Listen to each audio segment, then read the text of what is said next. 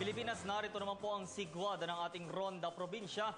Nagpahayag si Communications Secretary Sunny Coloma na bukod sa PHIVOLCS, nakamonitor na din po ang NDRRMC kaugnay ng ash fall sa Bulkang Canlaon at lahar flow sa Bulkang Bulusan. Bukod dito, may inilabas na ding babala ang Civil Aviation Authority of the Philippines para sa mga sasakyang panghimpapawid. Narito ang aking Ronda Probinsya.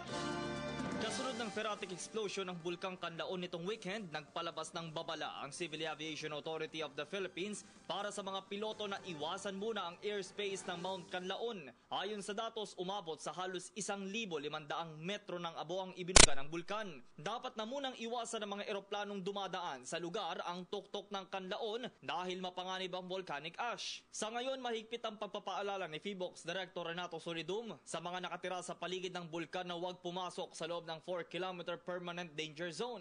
Inaalam na din ngayon ng PHIVOLCS kung gaano kalawak o may karagdagang apektado ng ash fall. Asahan na din daw ng ahensya ang dagdag na pagbuga ng abo ng Mount Canlaon. Ang panibagong ferrotic explosion ng Canlaon ay dahil sa hydrothermal process o interaksyon ng tubig at init na nagdudulot ng steam. Nananatili naman sa alert level 1 ng Mount Canlaon. Wala pa din naman nakikita sa ngayong panibagong pagtaas ng magma sa loob na hudyat ng mas malakas pang pagsabog. Kahit hindi pa inirekomenda ang paglikas, iginiit ngayon ni Communications Secretary Sunny Coloma na bukod sa PHIVOLCS at lokal na pamahalaan ay nakatutok din ng National Disaster Risk Reduction and Management Council o NDRRMC. Patuloy yung pagtutok ng ating PHIVOLCS na siyang siyentipikong organisasyon na nagmo-monitor ng ganyang mga kaganapan.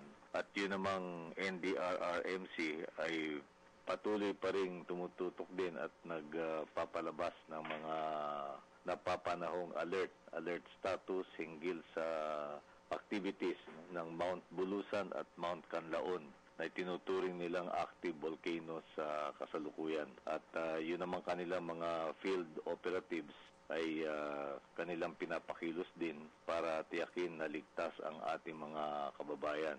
Sa ulat, apektado na ang mga barangay na nasa west-northwest slope ng bulkan.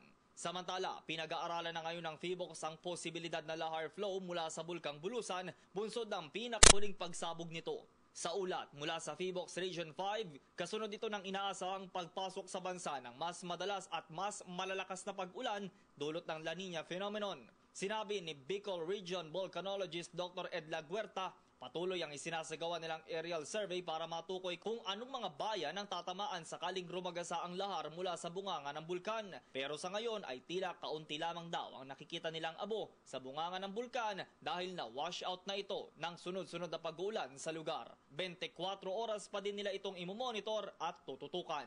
Para sa Telebisyon ng Bayan, ako si Julius.